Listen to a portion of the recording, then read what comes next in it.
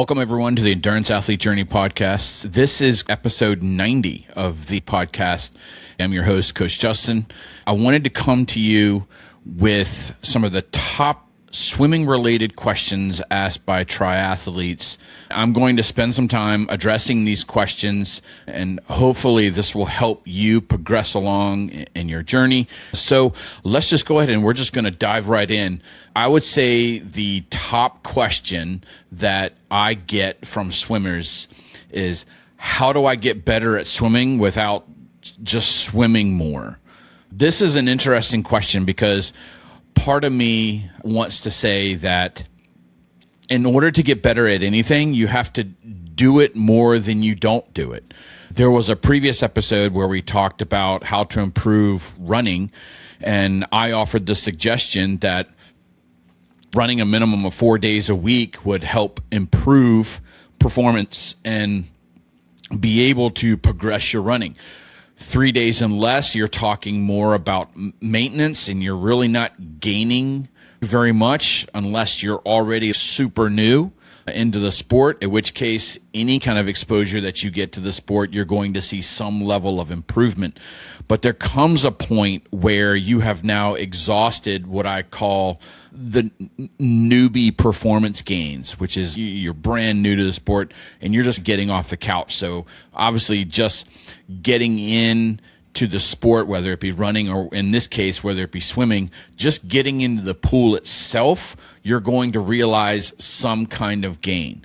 You're going to find a point where now, if you could only swim from one end of the pool to the other, assuming that you're in a standard length pool, that's probably anywhere between 25 yards to 25 meters.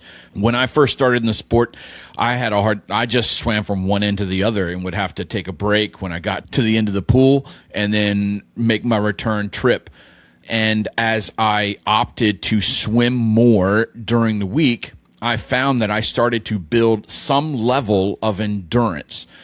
I didn't necessarily build efficiency, but you do develop some level of increased endurance just by swimming more. Yes, if you do have poor technique, swimming more essentially just reinforces bad habits. So one of the things about swimming is that it's highly technical. It's way more technical than the other two disciplines in triathlon, that would be running and cycling. But swimming, you'll find the biggest gain by increasing the efficiency of either your swim stroke or your body position in the water. And sometimes that's going to take more than just swimming more.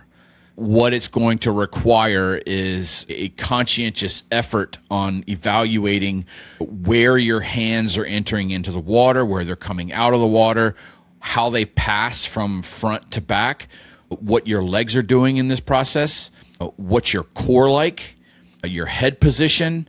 All of these things are going to influence the efficiency in which you move through the water. So if I had to give a few steps on how to improve, it would be definitely swimming more is going to help you. But this question was really aiming at what to do besides swim more. And so some of these other things is to have your swim stroke evaluated. One of the things that I find is when I'm working with an athlete on the pool deck, I will bring with me an underwater camera. And essentially, it's just my iPhone that's in a waterproof case.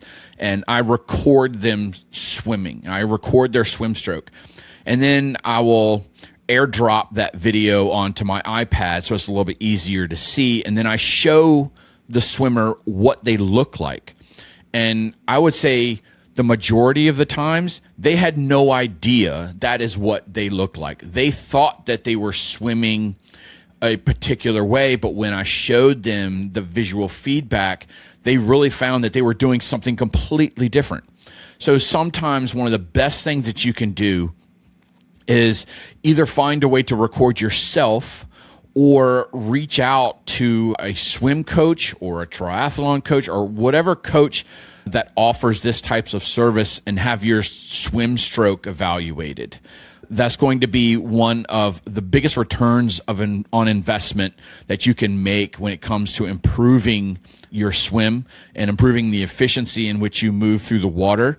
I do have a few contacts in the industry that I would consider to be highly qualified, and so I may drop those names into the show notes. But I also do swim analysis. If there's an opportunity where you want to have your swim stroke evaluated, you're more than welcome to record your swim stroke, reach out to me, and we can set up something where I will evaluate your swim stroke and help you move forward and find some kind of efficiency gain. Outside of that, really one of the things that I find to be the most beneficial in improving your swim is actually outside of the water. And one of the things that I focused on is just getting stronger. And that's just spending a significant portion of my training plan in the weight room. What I have found with swimmers, and especially new adult onset swimmers, is they really have a hard time engaging their lat muscles. They have poor lat engagement. So what they end up doing is they're swimming mostly with their shoulders and their biceps. And if they don't have very good forearm strength, then what I have found that can easily lead to things like golfer's elbow and tennis elbow. And so really focusing on strength in order to get proper muscle engagement and muscular endurance, because it doesn't matter how efficient you are. If you don't have the muscular endurance to hold form, then that form is going to break down throughout your swim session. Within a single workout, that form is going to break down. So really what you do is those later yards where you're fatigued, you're starting to swim with poor form, and that just doesn't really get you very far. Not all yards are created equal in your swim sets. What I typically will do is, the way that I structure workouts is I have some of the most important sets placed earlier into the workout where the athlete feels freshest. And then I start to bring in things like pull buoys and paddles and things later into the session where the fatigue really starts to set in. But I'll talk about that as another question that is in this set that I've accumulated.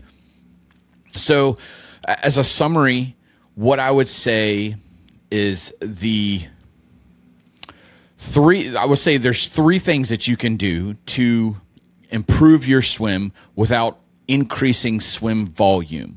The first one is to have your technique evaluated by a qualified swim instructor. This does not mean that you post it on social media and triathlon groups and say, hey, can you guys help me evaluate my swim?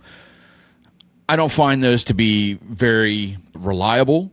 You get what you pay for, and you're going to get tons of different feedbacks. Most of them are really not all that accurate, and they have no idea about your personal background, your injury history, whether you have any kind of structural limitations within your body that prevents you from having what we would call a textbook swim form. Those things matter.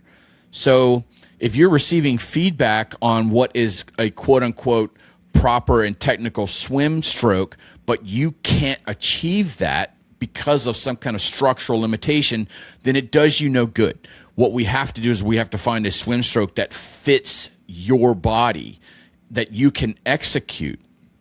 And hopefully what we find is that over time you'll get stronger and you'll get better, and maybe we continue to fine-tune that stroke to get you closer to a technical textbook swim stroke. But what I find is that there are just some people out there that just cannot achieve that, no matter how hard they work.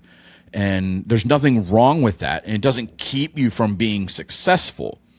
It just means that you may not swim with the best efficiency out there, but it doesn't mean that you're going to be a poor swimmer.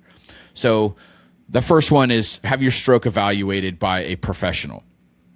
The second one is going to be spending some time in the weight room, just getting stronger. This doesn't mean that you're like pumping iron and things like that. You can use things that are simple as resistance bands, just some body movement to a certain extent will help improve lat engagement. If you have a TRX suspension system, sometimes those will be sufficient. If you don't have access to what we would call like a standard typical weight room, that in conjunction with some resistance bands is probably good enough. But I found that having dedicated back and shoulder workouts within your training plan will help improve those muscular engagements, because then when you get into the water, you'll start to feel these muscles engage. And then you'll start to realize, oh, this is how that's supposed to feel. And when you stop feeling it and you start to feel tension in areas where you really shouldn't, like in your shoulders or in your biceps, then that should be a cue to you that your form is breaking down. It's okay, I need to get back, find that proper swim stroke, and then you'll start to feel those muscles engage again. But it doesn't happen until you develop the neural pathways from the brain to the muscle to get them to engage. And most of the time, that is done outside of the pool. So that's one of the things that I strongly encourage my athletes. Every single athlete that I work with has a strength component in their training plan. I have a strength component in my personal training plan. And I just found that it has a high rate of return and leads to just general increases in muscular endurance, increases in efficiency, and will get you closer to those textbook proper form mechanics that you otherwise would not be able to hold without proper muscle engagement. The third thing that I would encourage you to do as a swimmer is to stop going into the pool for each of your swim sessions and just swimming straight or just mindless swimming back and forth. To me, I've never found that to be highly successful. Will you find gains in performance over, at some point in time in your journey just by simply doing that? Yeah, you do. Swimming is swimming. But if you want to come up with something that's a little bit more optimal and a little bit more focused, you say, this is what I'm trying to achieve. I'm not just trying to get from one end of the pool to the other. I want to get there in a particular way that allows me to continue to swim over and over again, to be more frequent during the week, to have more endurance, to have more efficiency. That requires purpose and focus.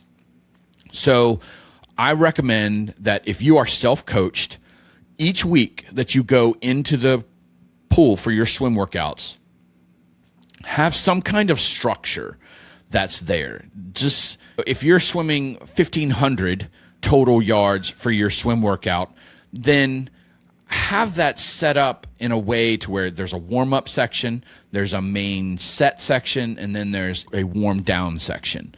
And then we can come up with intervals that has purposeful rest periods so that you can reset your form and shed that fatigue, and you'll be able to go into the next set a little bit fresher with better form. So that's one of the biggest things that I found to be a huge benefit to those is when they stopped going in and just swimming and swam with purpose. That in itself led to increase in performance and abilities in the water. So the next question that I have come across, and I guess this is number 2 as we progress through these. Number 2, why am I so much slower in open water than in the pool? This is a common question that I come across as a coach and as an athlete myself.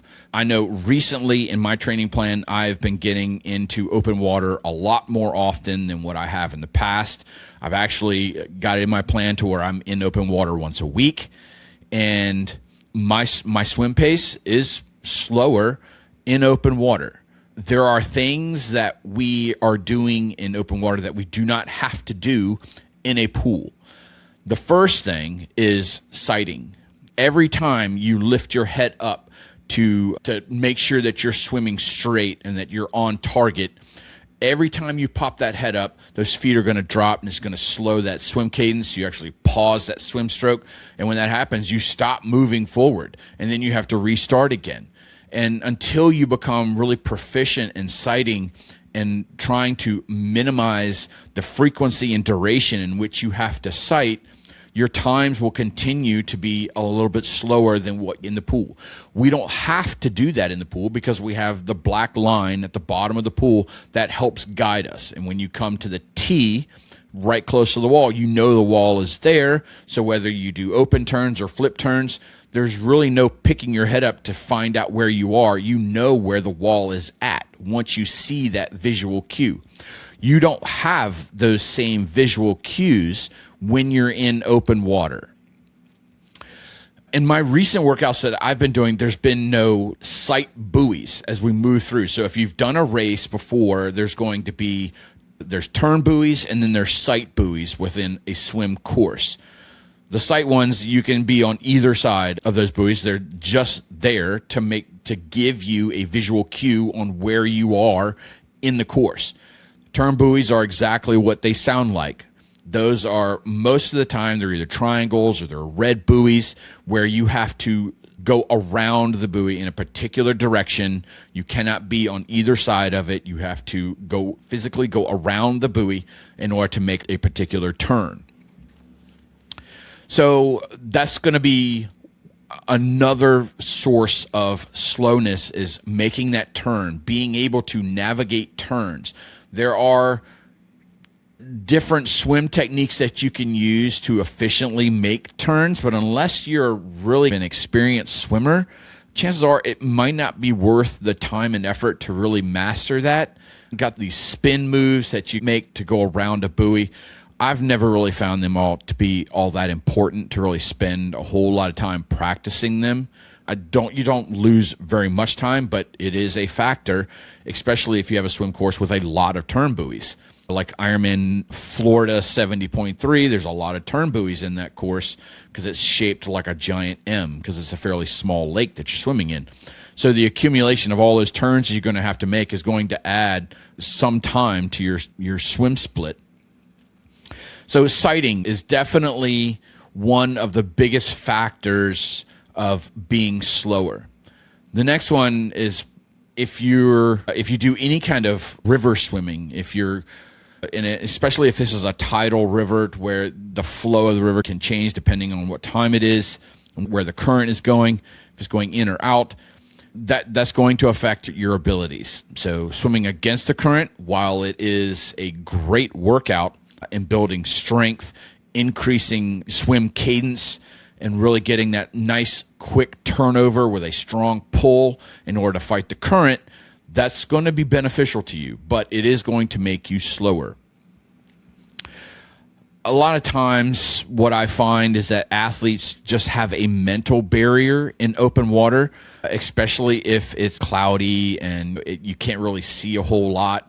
Sometimes the mind kind of wanders a little bit, so I would beg to say there's a little bit of loss of focus when you're swimming in open water compared to swimming in the pool, and the accumulation of all those little seconds where your attention is grabbed somewhere else or your mind is wandering a little bit, and just that sort of distraction can lead to an accumulation of lost time. So really focusing on staying present and staying focused in the water will help improve that.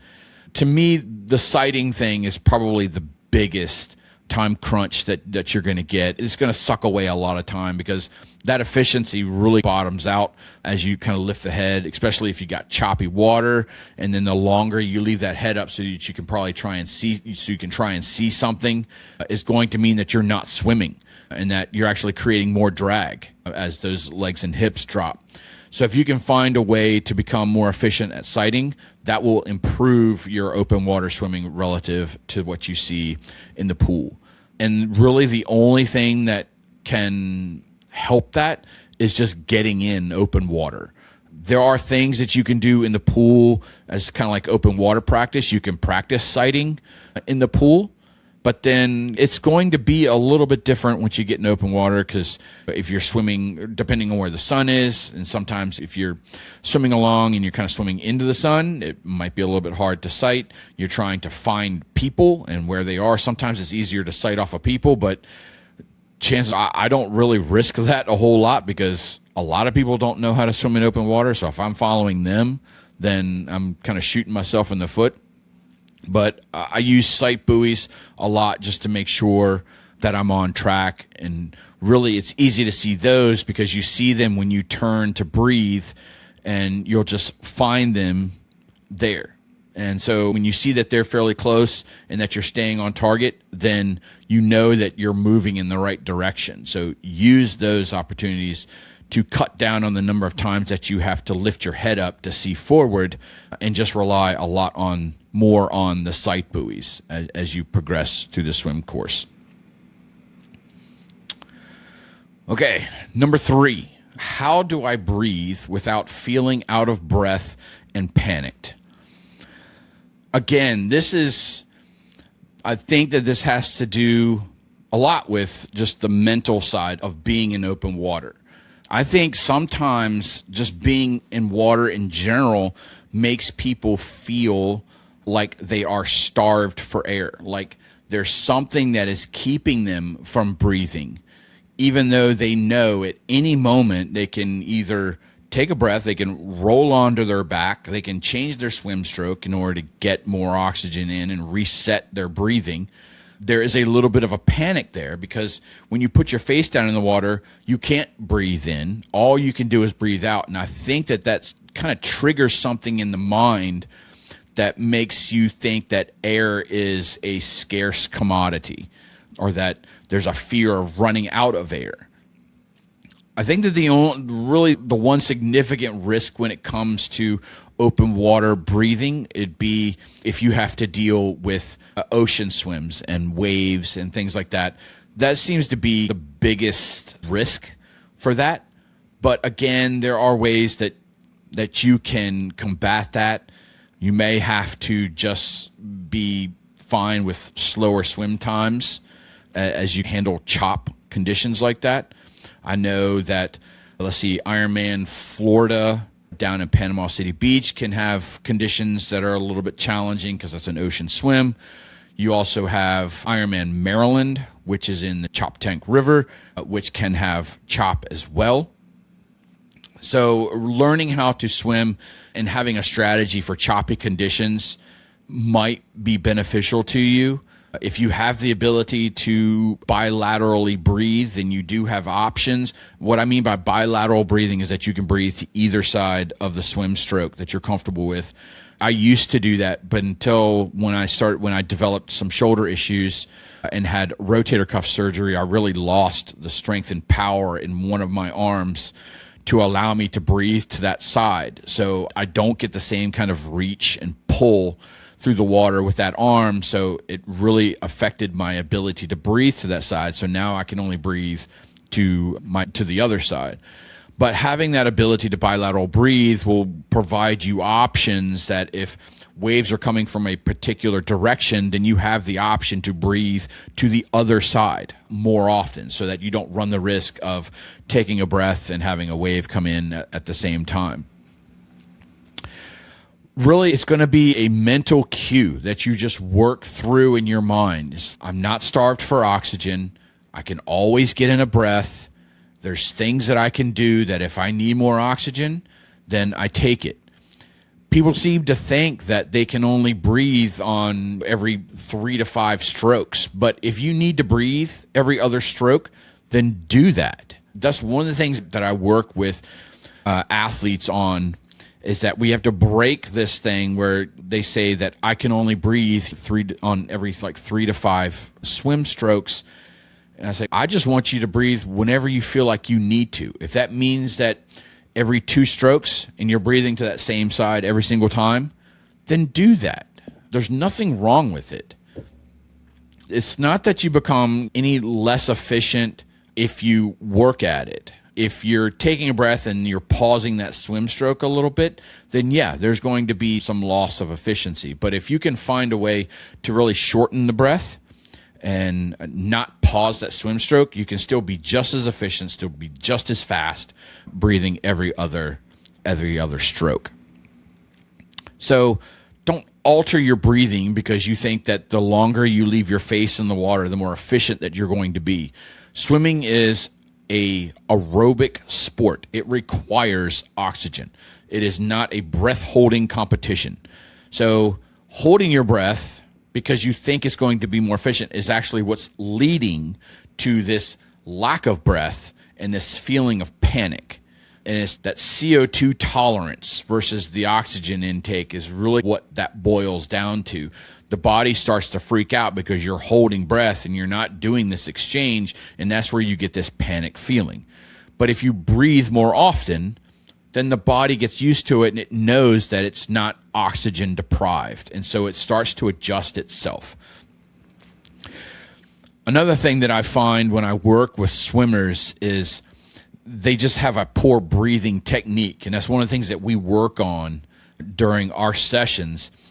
And it's the full exhale or close to full exhale when your face is in the water. I'm not going to tell you that it has to be a controlled exhale because I find that to be not as productive. Because once you start to pick up the effort level, i.e. you start to swim harder and faster, then that breathing rate is going to have to increase because the body requires the oxygen. So trying to control that breath out is really only helpful if you're swimming very easy. This whole gliding technique that I don't subscribe to, that's where these particular coaches will say this nice controlled exhale breath. And what I found is that these athletes they don't get any faster. They don't become more efficient. They only know how to swim at one speed, and that's a fairly slow speed with a slow arm turnover. And when they get into choppy conditions or they have to fight against a current, they do not perform well because they do not have the strength nor the swim cadence to make them successful in that situation. So there's nothing wrong with breathing hard under the water, because if you're breathing every other stroke, it's not that hard to get that next breath in. So it's not like you're going to breathe out everything and now now I don't have any more oxygen, so now I've got to fight and hold my breath, whatever breath I do have left, until I can get another one. That's not true, especially if you breathe frequently. So getting close to 100% exhale while your face is in the water will be helpful, because when you go to turn your head and you do that rotation to take in your breath, all you have to do is there's a little bit of an exhale and then mostly inhale. What I find is that athletes will stick their face in the water. They won't breathe out completely before they go to take another breath. They'll roll over. They have to exhale whatever air they have left in the lungs and then inhale. So what that does is it forces them to pause their swim stroke. What it does, it slows them down and they sink like a rock. And you wonder, why is it so hard to swim? I have to feel like, because you're starting over every single time you take a breath. You lose that forward momentum when you pause that swim stroke. You don't gain momentum. You have a little bit of a glide left, but that quickly fades as you go through the water, and the friction between your body and the water will slow you down. Water is not frictionless. So gliding doesn't really move you forward, because once you stop that swim stroke, the rate in which you're going forward is going to decline. That's a science fact. So it doesn't matter how streamlined you are losing momentum every time you are not taking a swim stroke, whether they be fractions of a second or a millisecond, that's moot. The point is that you are slowing. So if you do not breathe correctly and you are forcing an exhale and inhale while your head is turned, you're pausing that swim stroke, and it's like you're starting over every single time you take a breath. And that's going to force you to swim harder when you have to restart that swim stroke. and then you're going to burn through more oxygen, which is why now you've started to feel more oxygen deprived, because every time you take a breath, it's not efficient and you're having to swim harder in order to get going again. So what I have my athletes do is we breathe almost everything out. And so I'm talking like if let's assume that you fill your lungs to capacity, 100%. I want to exhale about 90 to 95% of what was in my lungs. That way I only have about 5 to 10% left of oxygen in my lungs when I go to turn my head and I'm in that rotation and I'm about to take a breath. I have very little that I'm about to exhale. That will keep you from feeling panicked if you do have a little bit of air left in the lungs. Now, that means that you may not be able to refill those lungs 100% when it goes to taking your next breath. So what I do with my athletes is that we take small sips of air. So you fill the lungs up a little bit, and then you go back down, swim, breathe, swim, breathe, swim, breathe. And so we're breathing to the same side every single time. That's just with new swimmers, that seems to be the most comfortable thing for them until we start to purposefully work on bilateral breathing if they have that symmetry of strength and range of motion.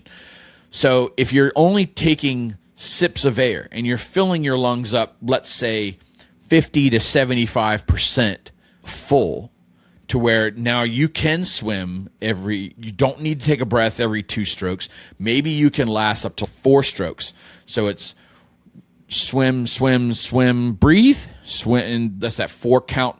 And you're still breathing to the same side every single time, but you're not breathing every time that you take that swim stroke with that one hand.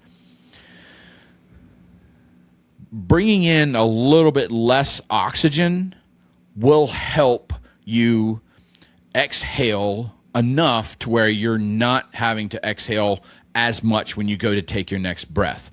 So one of the things that we find is that the more you fill your lungs up, the more your torso is going to float higher. And so if you're finding yourself with poor body position and your legs and hips are dropping, one of the things that I find working with athletes is that they are breathing in too much air when they go to take their breath.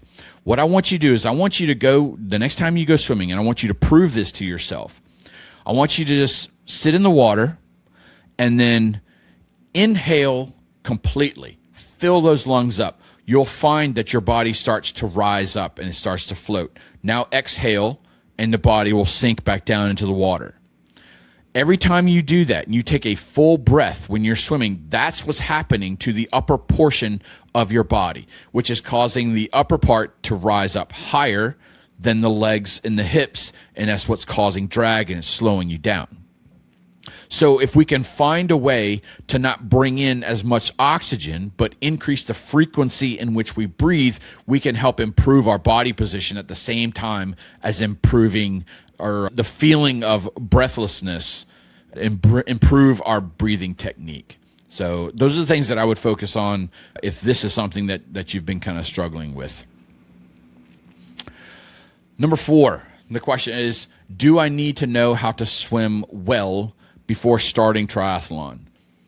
This is a pretty relative question because the word well in there is really relative. And I touched on this in one of the episodes of the Triathlon 101 series. I dedicated a whole episode to this particular topic, is do I have to be a good swimmer in order to start? My response to that question is no, you do not need to be a good swimmer in order to start doing triathlon. Do you need to be a good swimmer to progress to longer distance racing? Yes, you do. I do not encourage athletes to pursue a half Ironman or a full Ironman if they are not a good swimmer. Good swimmer means that they have the ability to swim the course, they're comfortable in the water, they can remain focused, and they don't get out of the water feeling actually completely beat up and exhausted. They have a level of confidence and proficiency in the water. It doesn't completely negate all of the risks of getting in the water in a swim environment like that in open water, but it does improve their chances of a successful day and completing the swim leg of the race. But there are things that you can do to just get through that leg of the race. I know when I first started in triathlon, it took me 3 years to kind of swim a full swim course, freestyle, the front crawl, swim stroke. I could do it in a pool, but once I got into open water, there was just something that was in my brain that just switched off that wouldn't allow me to do it. I don't know what it was, but for some reason, just one day, I had a race, and I put my face in the water, and I felt comfortable, and I didn't have to rely on my fallback swim stroke. And I swam the whole route, or the whole course, freestyle. First time I had ever done it. There's nothing that I did that was purposeful. It just, something just in my brain just clicked. And it's just patience, man. You just got to keep at it, keep working on it. It doesn't happen overnight. I understand the frustration of not seeing improvement or not feeling successful despite finishing the swim leg. If you finish it, it's a success. Results and performance are relative. And to me, honestly, it doesn't really matter all that much, especially as a coach. I really don't put a whole lot of stock in that in terms of evaluating an athlete's performance on race day. Now, if we are experienced athletes, then yeah, it does matter. But when I'm working with beginners or even intermediates, we do find other ways to measure performance success, and it's not all tied to how quickly and efficiently they finish the swim. So there are things that we walk away with on race day that we can use going forward. Hey, this was successful. This is a boost of confidence. But there are some things that we can still work on and develop. That's why this podcast is called The Endurance Athlete Journey, is because this is a process that we go through over time. This is not a destination. We never really arrive anywhere. We get there, and then our brains are immediately saying, what's next? To me, that is a strong indication that it's not a destination. This is just one step forward in the journey that we're on. So, do you need to feel comfortable in the water? Yes. Do you have to have strategies that you've already thought through if certain scenarios present themselves and you're in the water? Absolutely, 100%. That's one of the things that I absolutely do with every single athlete that I work with that's either a swimmer or a triathlete, and that is we establish scenarios and plans for if something goes not expected. So that way there's nothing that requires thought in the moment. It's just an execution of what that plan is. Do we use those plans every single race? No, because they may not be needed, but they're there if they are. So being proficient in one particular swim stroke is highly encouraged. And then you have what you would like to swim. So for instance, I would like to swim an entire swim course freestyle. Do I have a backup swim stroke that if something goes wrong, I can fall back on it? Yes, I do. Even though I go out with the intent of swimming a particular way, there is a backup plan. That backup plan does not include the backstroke, and it does not include a breaststroke. The backstroke, absolutely, I discourage every single swimmer from doing that in a competition environment unless you are competing in the backstroke. The reason is because you turn over in your back, you have no idea where you're going. And chances are you have asymmetries in strength and endurance in your muscles. So chances are you start to drift over to one side. You have no control over trying to figure out where you're going. And then you just either run into people, run into other things, and it just creates a huge risk to not only you, but to the swimmers that are around you as well. So I discourage the backstroke. I do discourage the breaststroke because it is a harder swim stroke to implement, especially these days where a lot of these races are all wetsuit legal. Sometimes that breaststroke can be a little bit challenging without a wetsuit. And then you have the restriction of shoulders and there is some level of lack of mobility when you put on a wetsuit. Even if it's a high quality one, there's still some level of restriction that's there, and you can't deny it. So I find that the effort that you have to put in order to swim that stroke is so much greater, and there's other strokes that we can use to offset that. I use what's called a side crawl. So go ahead, and if you want to check that out, I would Google just side crawl swim stroke, and it's a lifeguarding stroke. If you're in a rescue situation, you've got your victim wrapped around with one arm and you're swimming with the one that's out in front of you.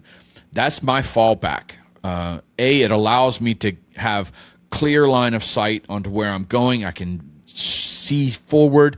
I can keep my head out of water if I need to in order to have proper breathing as much as I need. If I'm having leaky goggles, that kind of keeps my face out of the water so that the goggles don't start to fill up. I've had all these different scenarios come up on race day, and that's the one stroke that I will use as a fallback. I don't like it, but sometimes it's necessary. Whatever it takes to get from point A to point B is what you have to do. And sometimes it doesn't go as planned. And it doesn't mean that you're a poor swimmer, or it doesn't mean that you're not capable. It means that you just need more practice. And sometimes there are situations that are outside of your control, and you went with whatever the scenario called for. But this idea of being good enough is a significant barrier to entry into the sport. And really what I want to encourage is just to put forth the effort to become competent swimming.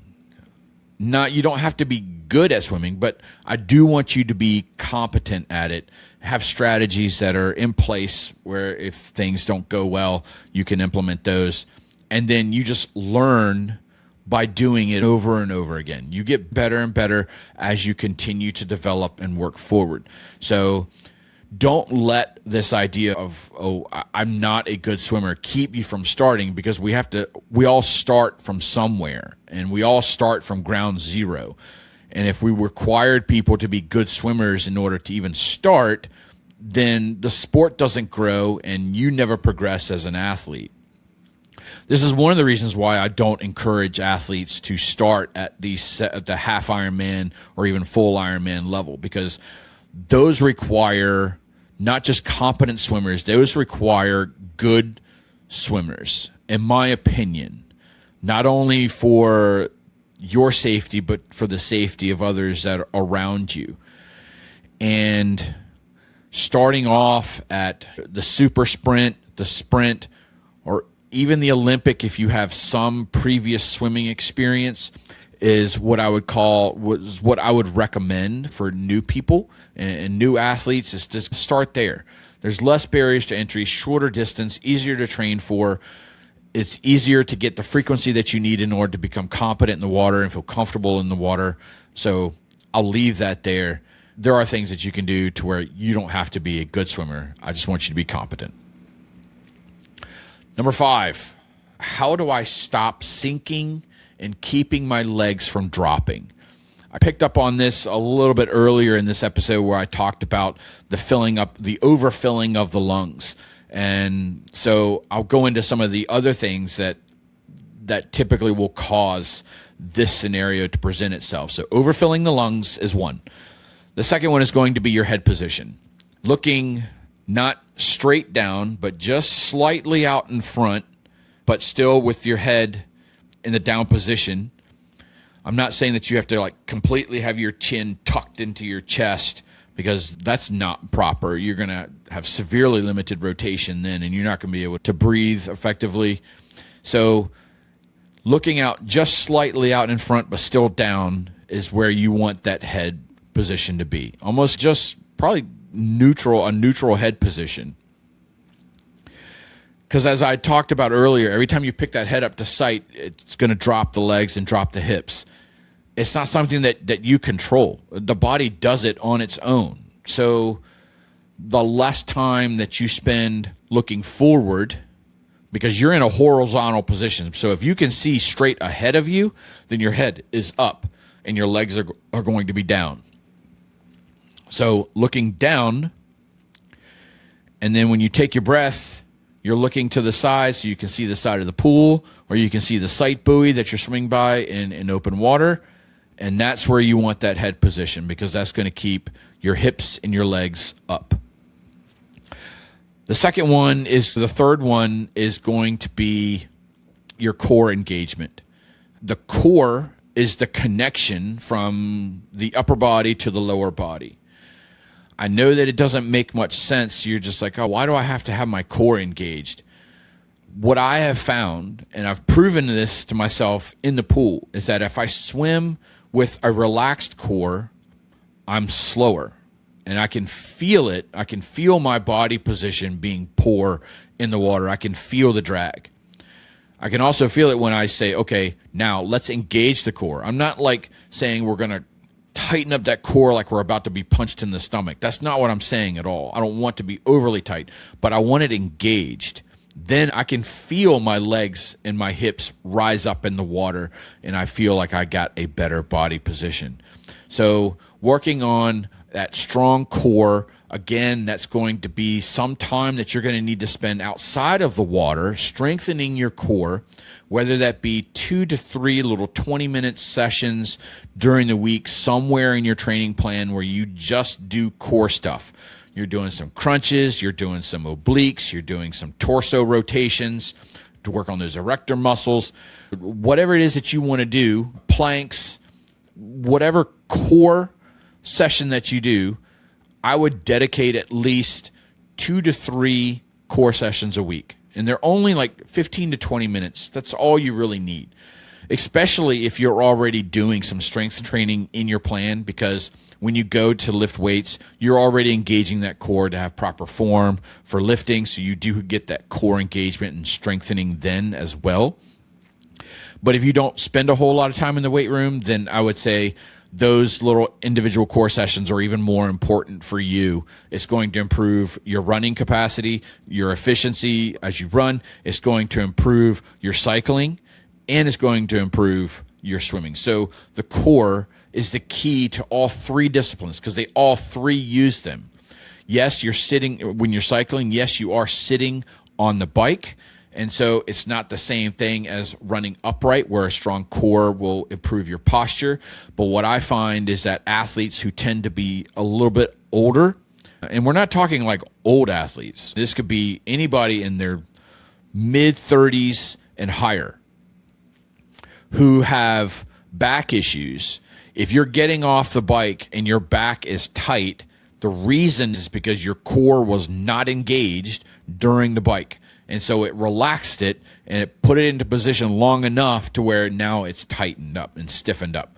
So if you were to work on core engagement, it would improve the feeling that you're going to get coming off of the bike. It's going to help your position in the water, the way that your body's positioned, and it's going to help your running economy and efficiency as well. And it's going to allow you to be consistent and durable. So I would say that those are the main things that are going to help keep your legs and hips from dropping. I don't find that kicking a whole lot is going to improve it. There is some slight improvement by having at least a 2 to 3 beat kick maybe, but kicking too much, like over kicking, is going to do nothing, but it's going to spike your heart rate up even higher, and it's not a good return on investment. So having a nice easy kick will help keep those feet elevated. One of the actually, let's just go into this next question. This next question is number 6. Should I use swim tools like pull buoys, paddles, and fins? My answer to this is yes, yes, and yes. I use them almost every single swim session that I do. Unless I'm swimming in open water, then I'm just swimming. But pool sessions have fins as part of the warm-up, pull buoys and paddles part of the warm-up and part of the main set, and I may use fins if I have a warm down as well.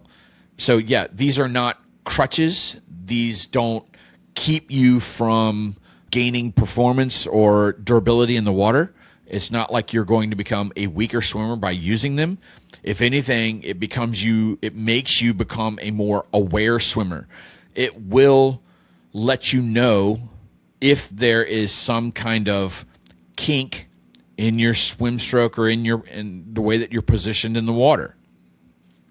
What I'll do with an athlete who's swimming and they have a problem keeping those legs and hips up, I was like, here's a pull buoy, stick this between your crotch, shove it all the way up in there, and then now swim. And they feel what it's like to have the hips higher into the water. And then there's no kick or very little kick with that pull buoy. Now they're focused solely on the top half of their body, the swim stroke, which is where the majority of your propulsion comes from to begin with. You get very little forward movement from a kick, especially triathletes who have notoriously weak kicks to begin with, unless you are a previous swimmer. Then all of your forward momentum comes from your upper body. So swimming with a pull buoy will actually help build that muscular endurance in the water that you're going to need, and it's going to help reinforce the cues in your brain on what it feels like to sit higher up in the water. Because once you remove the buoy and you start to sink, you're going to feel that difference. And you just be like, oh, this is what's going on. Now my legs and hips are sitting lower, so now I know what I need to work on. I'm going to keep my core engaged. I need to look at where my head is positioned. All these other things that we've already talked about. It will help you narrow down why your swim is struggling the way it is by using these devices. Paddles, I love them, especially if I have a race that's coming up that is going to be a wetsuit legal race. Then I will spend a lot of my time in the water with paddles, building that upper body strength. Because once I put the wetsuit on, there is some restriction that's there. So I want to be really strong in the upper body and have that muscular endurance to get through that swim and come out of the water feeling fresh and not like I've just gone through a washing machine. So those paddles are really going to help you dial into that lat engagement. Because if you pull that paddle through the water and you don't feel your lat engaged, but you feel your shoulders engaged, then that should be the cue on what's going on. You're swimming with your shoulders and your biceps rather than your back muscles, which are bigger and stronger and more durable and will allow you to swim longer using these bigger muscles. So if you put these paddles on, you can feel that engagement. You're like, oh, that's what that's supposed to feel like. Then you take the paddles off, and you're like, do I still have that same feeling present? Yes or no. If it's a no, then you're like, okay, what am I doing in my stroke that's not engaging those lats, but I do get it with the paddle? So it's one more thing that you can use to really dial in your efficiency in the water and really tell you what is going on. So yes, using pull buoys, paddles, and fins is absolutely a game-winning decision, especially if you know that your race is going to be wetsuit legal. And if you're not even if you're just getting started, because I'll do this with experienced athletes as well. We'll do a lot of these pull buoy and paddle stuff because I just find that athletes are just lacking in strength and durability in the water, and it doesn't matter on how fast they want to get. They won't be able to become that fast because they don't have the muscular endurance to hold form, and once the form falls apart, then everything else falls apart along with it. So working on building strength over speed will yield a higher rate of return on your investment rather than just trying to find speed all the time. because the strength is where the form stays in place and will hold up. Number 7, how often should I be swimming each week? This is a loaded question because I have to honestly say it depends. For an athlete who doesn't have easy access to a pool or the water in general, then we're going to swim as much as the schedule allows you to swim. Really, I don't go less than twice a week. Even in the off season, I will swim 2 times a week. A lot of my restriction is not access to water, but it's the toll that it just takes on my body. Because of my shoulder issues that I have, I know that once I get above 3 days a week, then I can't swim well. And I'm more interested in making the time that I do spend in the water efficient and have a high rate of return on that investment, because swimming 4 to 5 days a week is going to do me no good because my body can't recover and absorb it. So those extra swims that I'm trying to add in are going to be poor quality swims where I could spend that time doing something else that's going to be more productive. So for me personally, I swim twice a week if I'm training for a sprint or an Olympic, or it's the off season. What I will do is if I'm training for a 70.3 or a full, I will go up to 3 times a week for a 70.3. It's been a number of years since I've raced a full, and so I'm not quite sure on how many times I would swim or how many times my body would be able to hold up training for a full like that. But my swim volume in the sessions they're not low. So I do try and make the sessions purposeful. And so I've built up myself now to where if I'm training for an Olympic, I'm basically swimming 70.3 volume. My swims are like anywhere between 3,000 yards to 3,500 yards for my long swims. If I'm training for a sprint, I'll probably keep my yardage around 23 to 2,500 per session. And like I said, there's 2 of those in the week. They are structured. We're not just going in there and just swimming mindlessly. There's stuff that we're doing. There's drills that I will do in the off season to help reinforce those fundamentals. Even though I've been doing this for quite a while, I do still have workouts in my plan depending on the time of year where I am working on drills and different proper muscle engagement and form checks and things like that. I think it's important. I do not think that you need to have a drill in every single workout that you do. I don't think that yields a high rate of return. I think that there are particular workouts that you can dedicate that do have a drill component to them, but it does not have to be every single one of them. To me, it's not a valuable use of time. So I will say that I want you to swim as much as you need to swim in order to feel confident and comfortable in the water. Whether that means that you swim twice a week, then let's make those swims purposeful and successful. If that means that you can swim 3 times, 4, 5, great. Let's go for it. You're not going to be hindered by swimming more unless there is a reason on why you can't recover from swimming more.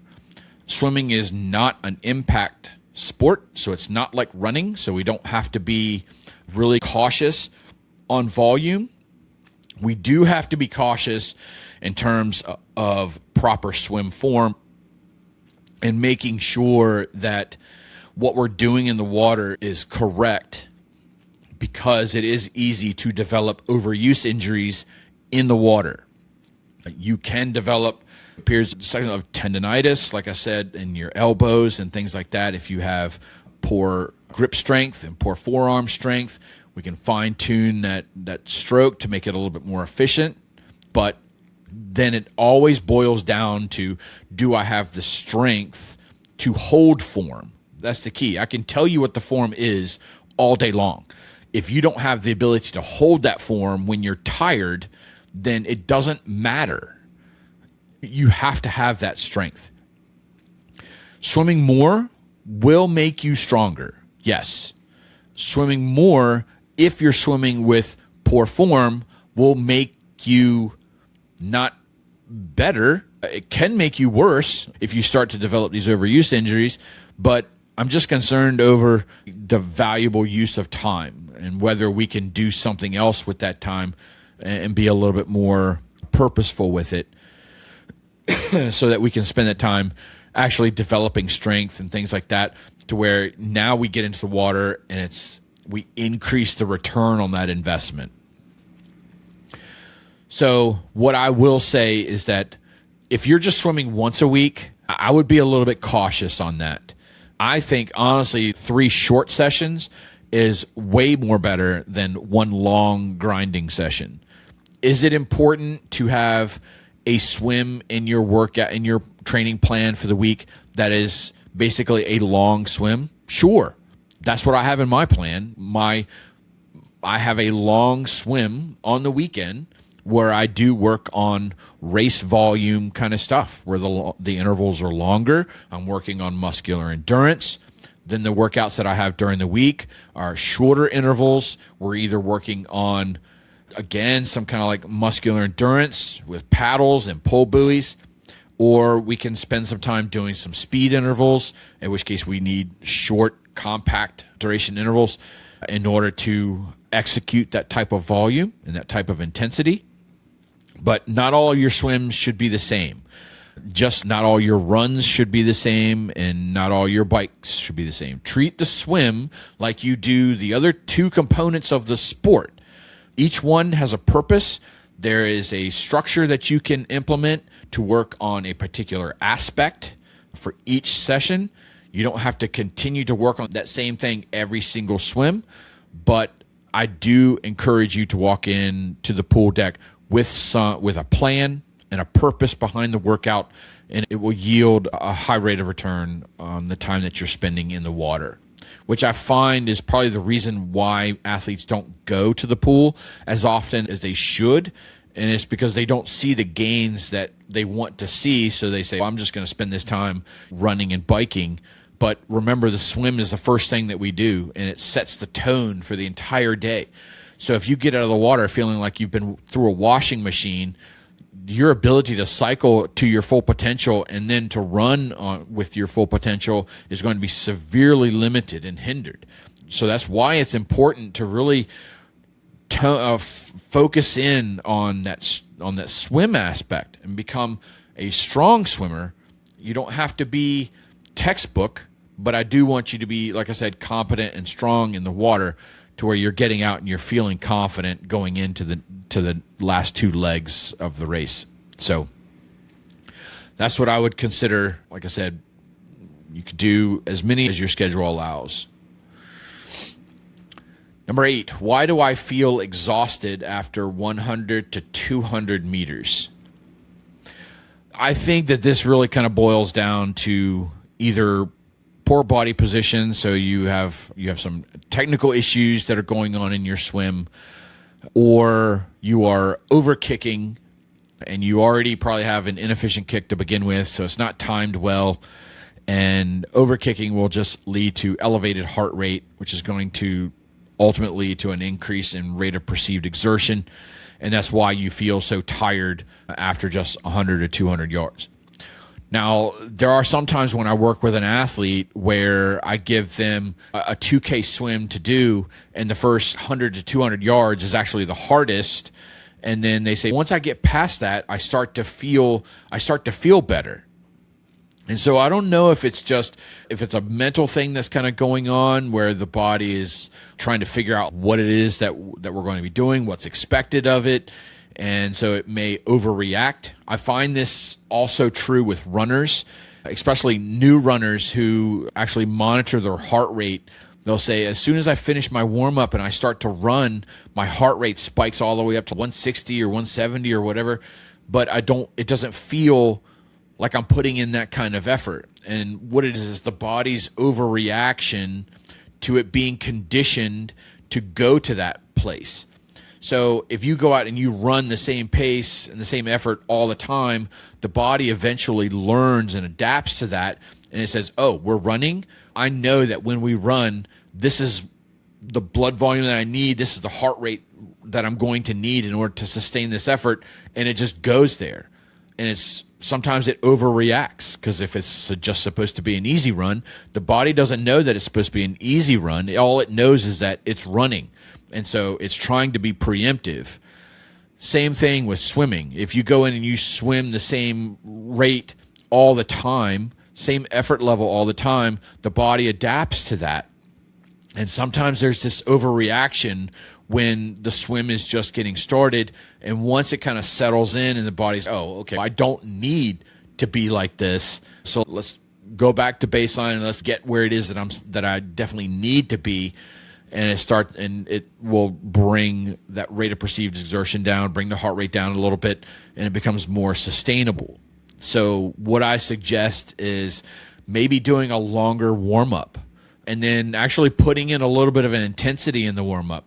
So my warm-up is 600 yards, and I'll do 2x100s with fins, then I do 2x100s with a pull buoy, and then I do 2x100s with a pull buoy and paddles. That's my current warm-up. So 600 yards that I'm doing before I even start my main set. There's nothing wrong with swimming more of a warm-up. If anything, it helps really get the body ready to perform when it's needed and when it counts the most. So what I would suggest is maybe spending a little bit more of your workout in a warm-up type of environment effort, so that the body starts to learn, okay, this is what's going on now. I don't need to overreact.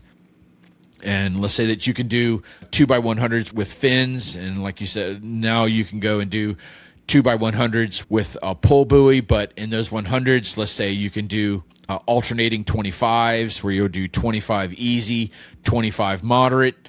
And then for the next one, you'll do 25 easy, 50 moderate, 25 easy, and that's your 100. So starting to build in a little alternating intensity, and that way when it gets ready for the warm-up, you are properly warmed up, and that might help you to where you don't feel overly fatigued and exhausted just when you start to swim your main set. So being properly warmed up is going to help, along with technical efficiencies in the water. So again, having your swim stroke evaluated by a professional, somebody who knows what it is that they're doing, and not some social media group out there which has no insight into you as an athlete.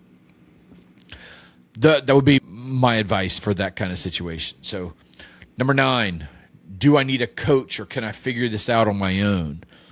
Now, I will tell you that, yes, I am a coach. So do I think having a coach is valuable? Yes, I do. Otherwise, I wouldn't be one. Even I had a coach when I first started. I find them to be a valuable resource. Again, swimming is more of a feedback sport. You really have a hard time evaluating your own form. So unless you have a way to capture that video, capture the form so that you can evaluate it, and whether you have the experience and the knowledge to understand what it is that you're seeing, that's another thing. It's one thing to be able to see the swim stroke. It's a whole nother thing to say, okay, is this right or is this wrong?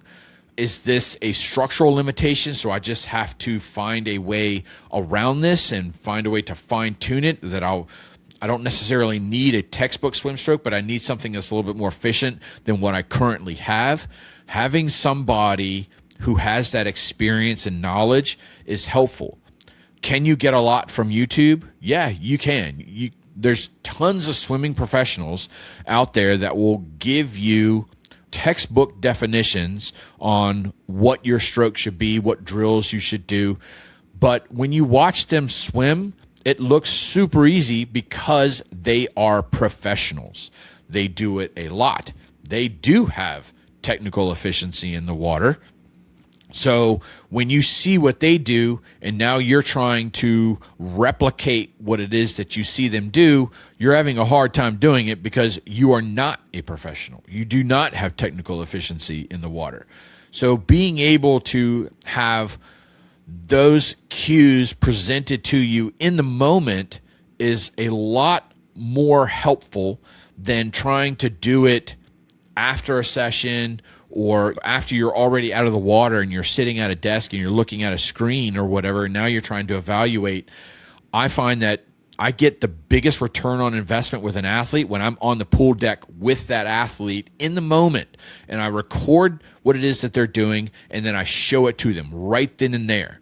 And this is what we need to fix. Let's fine tune this little piece right here, and then we implement it right then, not we're going to implement this next time. No, that doesn't do you any good. You have to implement it right then in the moment to really start that neuromuscular connection. Because if you wait, then chances are you're going to just still settle into the patterns that you're used to.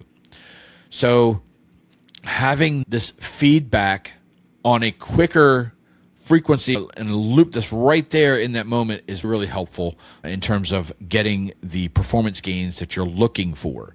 But can you do it on your own? Sure. I would say that if you have that ability, go for it. You're blessed and consider yourself lucky. I would think that the majority of people probably aren't going to see the types of gains that they want to see if they rely on their own insights and their own research and evaluation on what it is that they're seeing. So that's just my experience. Number 10, and I think this is going to be the last one. What should I focus on during a swim workout? So I think I alluded to this in a couple of the other questions. Is I don't want us going into a workout just mindlessly swimming. I don't find that to be exceptionally helpful. In fact, what it does is it really reinforces bad habits, because once that fatigue starts to set in, the form breaks down, and then all those yards that you swam from that point on are junk yards. You've done nothing but reinforce poor form, bad habits, and it's a waste of your time and effort in the water. You could be doing something else with that time. So what I do is every single swim session has a purpose and a structure to it. Like I said before, you don't have to do drills every single workout, but I do think it's valuable that if you have, let's say, 3 workouts a week, have one of those workouts, what I call to be a technical swim, and have right after the warm-up, have a section of the swim that's dedicated to drills. You don't have to do the whole workout is not drills. It's just a part of that workout is dedicated to some fundamentals. So if I had to give you a swim plan, I would say we'll start with the long swim. So there would be one swim that would be longer than the others, either not necessarily in total volume, but maybe the intervals would be longer. And we're working on race specificity training, especially as you get deeper into the training plan. The second workout would probably be a technical workout where we would have a warm-up, a segment of drills, and then some reinforcement of those drills with just plain swimming or swimming with a pull buoy and paddles to really drive home what it is that we were working on during the drill. The third swim would probably be something like some shorter intervals, whether we're going to focus on some speed or some strength that's in the water. Those intervals are going to be a little bit more on the moderate side, shorter. If we're doing speed and intensity stuff, they're definitely going to be shorter to allow for the recovery and swimming with proper form. So I can tell you right now, with my training plan that's going on right now, I have a long swim on the weekend that is right before my long run. And I'm building up. I'm training for an Olympic distance triathlon right now. And I think this Sunday I'm at 1,100 intervals. So I swim for 1,100 yards in one set. And one of those is going to be just straight swim. Another one is going to be swimming with a pull buoy. And then I do a little bit of shorter set with pull buoy and paddles. And I'm growing those intervals up. I'm growing the volume up. And my other swim during the week is shorter, so they're 500s. So I'll swim a couple rounds of some 500s, swimming in, just doing some normal swimming, and then swimming with paddles and pull buoys and things like that. Just really working on the different changes and the different muscle engagements and the tools that I need in order to get the feedback that I want and to see the adaptation that I'm interested in. Right now, I'm not training for speed because my body has not been able to handle it. So really what I want is I want endurance over speed. So I want to be able to swim longer. I'm not too concerned on how quickly I swim. I just want to get out of the water feeling strong and fresh and ready to rock and not necessarily care all that much about how fast I was. So going in to the swim, like I said, they got to be structured. You got to have some kind of idea on what it is that you're going to do. There's a reason behind why you're doing it. And then during certain workouts, maybe work in some of these open water skills. If you don't have access to open water, then it's really going to be important to work on those key facets of your swim during your pool sessions, whether that means practicing sighting and things like that, or swimming up against the line, against the lane divider to really get that feel of spatial awareness, what it might be feeling like to swim next to somebody and drafting off of somebody else. Whether you have the ability to join a master's team for a swim workout just to swim with other people, whether you follow their workout or not, I don't know. I don't really attend a whole lot of masters swim classes simply because they swim differently than triathletes do, and that's my focus. But it can be helpful in learning how to swim with others in a crowd. So you could take advantage of that as well, especially if you're new. That'll give you some ideas on what workouts might be beneficial to you and to teach you how to implement structure. Doesn't mean that you have to replicate their exact workouts and swimming medleys and all that kind of stuff and doing kicking drills and all this. You don't necessarily have to do all that, but it kind of teaches you how to think about the structure of a workout. I think that's incredibly valuable. That's my advice on how to approach your swim workout so that they are purposeful and not just, let's just go in and just get this done and check the box, because I don't find that to be incredibly successful, and nor do I see athletes making gains using that method. That draws to a close this episode of the Endurance Athlete Journey podcast. Like I said, this has been episode 90, where I've brought you 10 swimming-related questions that I get as a coach and what I have seen on social media as well. So I want to thank you guys for joining me. I really appreciate it. If you found this episode to be helpful, please leave a comment and leave a review. Those are greatly appreciated and do help the exposure of the podcast, because we do not have sponsors. We don't have ads. We don't monetize this podcast at all. You sharing episodes with people that you think it would be helpful to, or leaving comments and reviews for episodes that you have enjoyed or that you got something out of, greatly appreciated, and they really help the exposure of the podcast so that others can find us. So please subscribe on whatever platform it is that you're consuming your podcast content from. I really appreciate it. We also have the Endurance Athlete Journey podcast group that's on Facebook. It's a private group. All you got to do is answer one simple question and agree to the group rules. We'll let you right on in. This is a community that we have been building since day one. We want to start pushing. We already push out a little bit of extra content into this group as well, but we really want to grow this community a lot more so that we can get some good engagement with the listeners, have you have the ability to reach out to us directly to talk about topics that you would like us to cover as well. So I hope that you will consider doing that. If you're listening to this on YouTube, please subscribe and leave a comment there as well. We monitor those every single day. We do check in, and we'll respond if we see a comment that's there.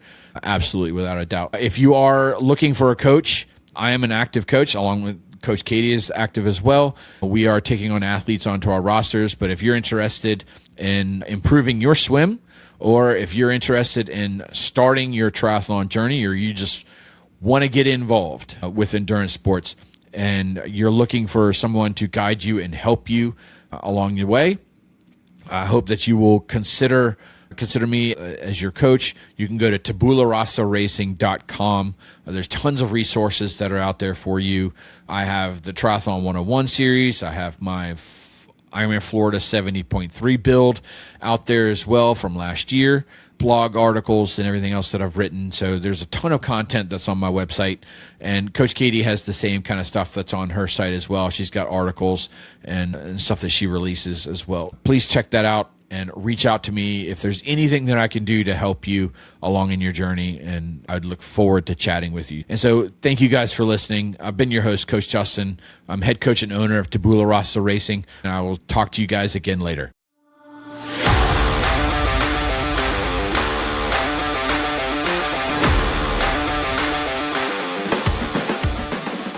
That wraps up today's episode of the Endurance Athlete Journey podcast. Endurance sports have a way of teaching us patience, humility, and resilience, lessons that carry far beyond the workout. Progress in endurance sports doesn't come from shortcuts. It comes from consistency, discipline, and doing the work when it's not glamorous. Wherever you are on your endurance journey, keep trusting the process and honoring the work you put in each day.